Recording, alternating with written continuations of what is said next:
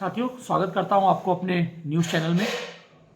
आशा करता हूं कि आपको मेरे वीडियो पसंद आ रहे होंगे। जो भी आप देख रहे होंगे वो आपको समझ में आ रहा होगा। और अगर आपको दोस्तों मेरी वीडियो पसंद आती है तो इसको आप सब्सक्राइब करें, इसको लाइक करें, इस पे कमेंट ज़रूर करें ताकि इससे पता चले कि हाँ, मैं जो कर रहा हूँ वो सही दिशा में कर रहा हूँ या गलत दिशा में कर रहा हूँ और मुझे इसमें सुधार करने की आवश्यकता है। साथियों, आज का वीडियो जो है वो अभी के हाल में जो राजनीति के अंदर एक बात कही जा रही है, 1977 का जिक्र आज के समय में बहुत ज़्यादा आ रहा है। 1977 वो सन था जिस समय इंदिरा गांधी की मजबूत सरकार जो है चल रही थी और वो सरकार जो है 1977 में जनता पार्टी के द्वारा परास्त की गई और बाद में इंदिरा गांधी को ऐसा लग नहीं रहा था कि इंदिरा गांधी वो चुनाव हारेंगे, लेकिन बाद में गांधी वो चुनाव हारी। दरअसल ये 1977 के चुनावों का जिक्र हो इसलिए रहा है क्योंकि जो तत्कालीन सरकार है यानी नरेंद्र मोदी की जो भारतीय जनता पार्टी की सरकार है वो पिछले 10 साल से देश के अंदर शासन कर रही है। आपके और जनता के जो वोट है उनके आधार पे पिछले 10 सालों के अंदर ये सरकार लगातार मजबूत होती चली आई है। आज की डेट में इस सरकार के पास न केवल पूर्ण बहुमत है, पूर्ण बहुमत से कहीं ज़्यादा इसके पास सीटें हैं। 303 इसके खुद के अपने सांसद हैं। उसके वजह से इस सरकार की मजबूती बहुत है। और जिस तरह से आज के समय में आप देख रहे हैं कि कई जगह विपक्षी नेताओं पे जो है ईडी के रेड पड़ रहे हैं, उनके ऊपर भ्रष्टाचार के कई तरह के आरोप लगे हुए हैं और सरकार अपने हिसाब से उनके ऊपर कार्रवाइयां कर रही है। तो इन सारी चीजों को देख करके एक बार ये चर्चा चालू हो गई है कि क्या 1977 की जो इंदिरा गांधी थी वही सन 2024 के नरेंद्र मोदी हैं, और क्या 1977 के तर्ज पर भारतीय जनता पार्टी को और नरेंद्र मोदी को हराया जा सकता है या फिर ये एक कल्पना मात्र है। ये बात इस समय देश के अंदर चल रही है। ज़्यादातर वो लोग कर रहे हैं जिनको कि मतलब नरेंद्र मोदी की जो धारणा है और जो नरेंद्र मोदी की विचारधारा है या नरेंद्र मोदी की कार्यशैली है उनको पसंद नहीं आती। तो कई आप न्यूज़ चैनलों पे देख रहे होंगे, कई डिबेट में भी आप ये सुन रहे होंगे कि 1977 के तर्ज पे ये हराया जा सकता है। तो दरअसल 1977 में ऐसा क्या हुआ था और क्या ऐसी चीज़ें हुई जिसकी वजह से इतनी मजबूत सरकार जो कि इंदिरा गांधी की सरकार थी, जो कि काफ़ी मजबूत थी, जिसका कि उस समय उस दौर में विरोध करना भी मुझको लगता है एक तरह से जो विरोध करता था वही खत्म हो जाता था। उस तरह का उसका संरचना थी उस सरकार की, इंदिरा गांधी की सरकार की। उस सरकार को बुरी तरह से पटकनी दिया 1977 में। और मैं इस वीडियो में यह भी बताऊंगा आपको कि 1977 में जो इंदिरा गांधी की सरकार गिराई विपक्षियों ने और आज के दौर में उस विपक्ष की अगर तुलना करें तो वो कहां तक जो है धरातल पे उतरता है, ये दोनों चीज के बारे में मैं आपको बताऊंगा। तो 1977 में उसको संक्षेप में बताऊंगा, बहुत लंबे में नहीं बनाऊंगा। अगर होगा तो मैं आगे इस पे पूरी प्रॉपर वीडियो बना दूंगा, लेकिन फिलहाल 77 की कहानी को बड़े संक्षेप में रखते हुए दरअसल 1977 में जो इंदिरा गांधी की मजबूत सरकार थी वो पूरी तरह से मजबूत नजर आ रही थी। आम चुनाव जो कि आपको पता है जनरली अप्रैल या मई के आसपास आम चुनाव हुआ करते हैं इस देश के अंदर, लेकिन इंदिरा गांधी क्योंकि 1975 में इमरजेंसी का दौर चला और उस इमरजेंसी में आपको पता है कि इंदिरा गांधी ने कई बड़े बड़े नेताओं को जो है जेल में डालने का काम किया था। उसका एक विरोध का लहर 75 में जरूर बना, लेकिन 77 आते आते उसके भी सुर बहुत धीमे हो गए थे। तो 77 में विपक्ष पूरी तरह से हताश था, पूरी तरह से विपक्ष में बिखराव था। लेकिन उस समय अचानक जनवरी के महीने में इंदिरा गांधी ने चुनाव के ऐलान कर दिए थे। जनवरी महीने 17-18 जनवरी के आसपास इंदिरा गांधी ने अचानक से चुनावों की घोषणा कर दी, जो कि अप्रैल मई में होती थी। इसके बाद स्थिति यह बन गई थी दोस्तों कि विपक्ष के अंदर कुछ लोग टूट के इंदिरा गांधी के साथ हो गए थे और कुछ लोग जो टूटे नहीं थे वो चुनाव तक नहीं लड़ना चाहते थे। विपक्ष की स्थिति यह हो गई थी मित्रों कि लोग विपक्ष में चुनाव नहीं लड़ना चाहते थे, ये सोच के कि अगर हम चुनाव लड़ेंगे तो हमारी जमानत जब्त हो जाएगी कहीं, मतलब इतना हताश विपक्ष हमको लगता है कि भारतीय इतिहास कालखंड में आज के दौर में भी उतना हताश विपक्ष नहीं था जितना हताश विपक्ष 1977 के समय में इंदिरा गांधी के विरुद्ध हो गया था। जगजीवन राम कांग्रेस के एक नेता थे। उसी समय उन्होंने कांग्रेस में बगावत करके कांग्रेस से उनकी आपसी में ठनाठनी में उन्होंने इस्तीफा दिया था। जगजीवन राम के क्योंकि उनकी छवि बहुत अच्छी थी, जगजीवन राम के इस्तीफा देने से थोड़ा सा जनता में आक्रोश बना था। लेकिन समूचा विपक्ष धीमे धीमे जब एक गोलबंदी करने के लिए प्रयास किया जिसमें कि अटल बिहारी वाजपेयी थे, लाल कृष्ण आडवाणी थे, चंद्रशेखर थे, उस समय के तत्काल के कई नेता अगर आप देखेंगे तो मुरली मनोहर जोशी, भारतीय जनता पार्टी के ये तीनों नेताओं का मैंने नाम लिया, चंद्रशेखर थे, और आज के समय के जो जनता दल यू के नेता हैं लालू प्रसाद यादव थे, और बहुत सारे नेता जितने भी, राम मनोहर लोहिया, क्या बात है, जितने भी नेता रहे हैं, तो वो उस समय उस दौर में वो नेता वहां पर आपस में एक मजबूत गठबंधन बनाने की तैयारी में जब जुटे, तो आपस में उनके भी कलेश होना चालू हो गया, क्योंकि कोई भी इंदिरा गांधी के खिलाफ रायबरेली से भी चुनाव नहीं लड़ना चाहता था, और ना ही कोई उनके मजबूत नेताओं के खिलाफ लड़ना चाहता था। और जो अच्छे बड़े बड़े नेता थे, वो उस समय काफी कुछ नेता जेल में थे, और विपक्ष के सामने बहुत बड़ी समस्या थी। बाद में काफी चीजों को समेटने के बाद जो है विपक्ष एक नतीजे पे आया कि वो एक गोलबंदी करेगा, वो एक गोलबंदी करेगा, और उस गोलबंदी के अंदर उसने पार्टी के वो देखना उचित नहीं समझा। आज के समय में आप देख रहे होंगे विपक्ष अपने अपने को जीवित रखने के बारे में सोच रहा है।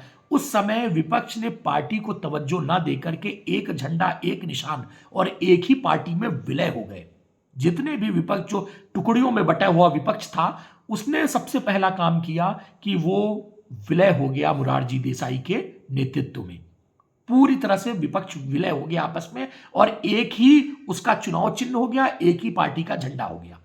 जिससे हुआ यह कि 1977 में इंदिरा गांधी के खिलाफ एक मजबूत विपक्ष की निर्माण हो पाया, क्योंकि अब लोगों के सामने चार झंडों की चुनौती नहीं थी कि हम यहां पर वोट देंगे, कि हम इधर वोट देंगे, कि उधर। उनको पता था या तो हम इंदिरा गांधी को वोट देंगे और या तो हम जनता पार्टी को वोट देंगे।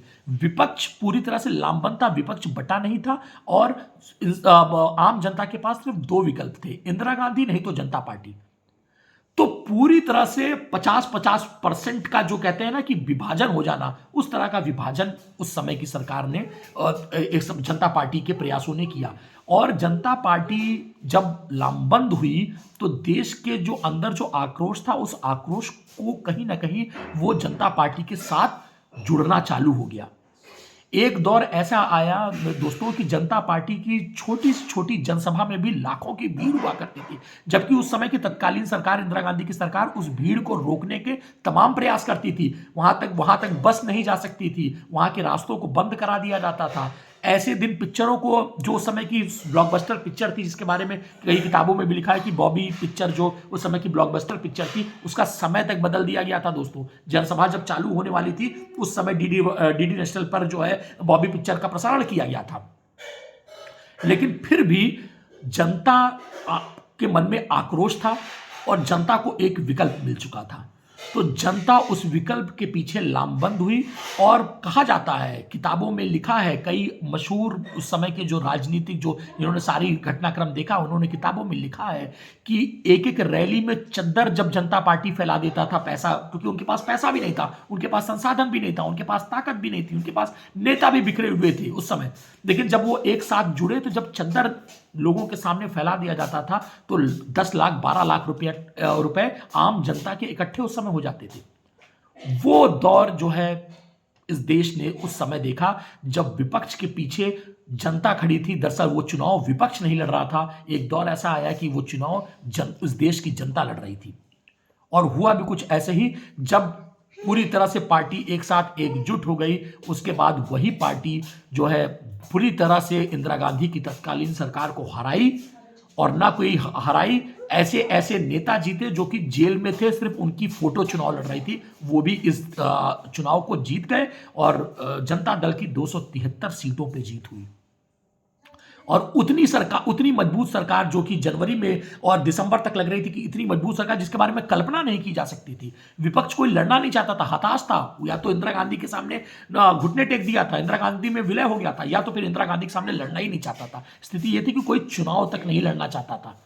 हर आदमी को लग रहा था कि चुनाव लड़ने कोई फायदा नहीं है, हम कहीं टिकते नहीं इधर आगे। लेकिन उस 3 महीने के अंदर दरअसल दोस्तों वो चुनाव जनता लड़ रही थी, जनता लड़ रही थी। लाख प्रयास के बावजूद भी जनता सड़कों पे थी, जनता जनसैलाब बन करके जनता पार्टी की रैली में आ रही थी। इंदिरा गांधी को कई जगह मुंह की खानी पड़ रही थी अपने रैलियों में। वो बहुत संसाधन देने के बाद लोग रैली में नहीं आ रहे थे, लोग आ रहे थे, खा रहे थे, पी रहे थे, लेकिन उनको वोट नहीं दिए और जनता पार्टी के साथ जनता खड़ी थी। अब इस समय के विपक्ष पे अगर आप गौर डालें दोस्तों, तो क्या आपको लगता है कि एक झंडा है? क्या आपको लगता है कि एक निशान है? क्या आपको लगता है कि विपक्ष के अंदर वही भावना है? क्या आपको लगता है जनता में उतना आक्रोश है? क्या जनता के अंदर उतना आक्रोश आपको आप अगल बगल के समाज में आप जाइए, आपको कहीं और जाने की जरूरत नहीं है। आप अपने अगल बगल के समाज में अपने दिल की विश्लेषण करिएगा। कोई राजनीतिक पंडित बनने की जरूरत नहीं है आपको, अपने दिल का विश्लेषण करिएगा और अगल बगल के समाज में टटोलिएगा, क्या जनता सचमुच आक्रोशित है इतनी? उस समय से आज की जनता इतनी आक्रोशित नहीं है। 1975 जैसी इमरजेंसी का कार्यकाल नहीं देखा है ये देश। तो आप अगर 1977 को सन 2024 से तुलना करेंगे तो ना वैसा विपक्ष है, ना वैसा देश का माहौल है आज की डेट में, जो कि आप 1975 वाली बात कर सके, ना वैसा समय है और ना ही जनता उतनी ज्यादा लामबंद है।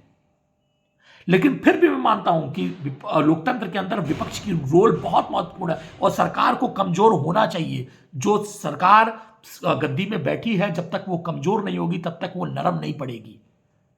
तो विपक्ष के अंदर उतनी ताकत होनी चाहिए कि सरकार के ढांचों को हिला दे, लेकिन दरअसल विपक्ष उतना ताकतवर हो नहीं रहा है, या वो होना नहीं चाहता है, या वो स्वार्थी है, या वो लालची है। जिस भी वजह से आपको ऐसा लगता है वो हो रहा है, लेकिन हो रहा है। बिहार में आपने देखा है उसका, कहते हैं लोग महाराष्ट्र में भी हो सकता है। तो वो सारी चीजें आप देख रहे हैं अपने आप को। ममता बनर्जी क्या कह रही है आप देख रहे हैं, अरविंद केजरीवाल क्या कह रहे हैं आप देख रहे हैं। इस तरह से 1977 की लड़ाई को आप उस स्वरूप में नहीं दे सकते। और 1977 की लड़ाई मित्रों सिर्फ इतने पे ही नहीं समाप्त होती है। 1977 की लड़ाई जनता ने लड़ा, चुनाव जीती जनता पार्टी, लेकिन 2 साल बाद उस जनता पार्टी का क्या हश्र हुआ वो भी हमारे आपके सामने है, इतिहास में गवाह है। इंदिरा गांधी दोबारा जीत करके आई। तो विकल्प एक ही तैयार हो सकता है, विकल्प 100 तैयार नहीं हो सकते हैं। 100 विकल्प कभी तैयार नहीं हो सकता। मजबूत शासन के खिलाफ सिर्फ एक विकल्प हो सकता है। और मेरा आज भी मानना है कि इस देश के अंदर अगर कोई एक विकल्प तैयार हो सकता है तो कांग्रेस पार्टी तैयार हो सकती है। उसके अलावा कोई छत्रप तैयार नहीं हो सकते हैं। लेकिन कांग्रेस पार्टी को अपनी पूरी की पूरी शैली 360 डिग्री पे घुमानी होगी। किसी भी एक नेता के पीछे ना पड़े, उनको अपना संगठन मजबूत करना होगा और तो ही ये बदलाव आ सकता है। दोस्तों, आपको आज का मेरा वीडियो कैसा लगा इसको कमेंट करके जरूर बताएंगे। अपना आशीर्वाद बनाइएगा। प्रणाम।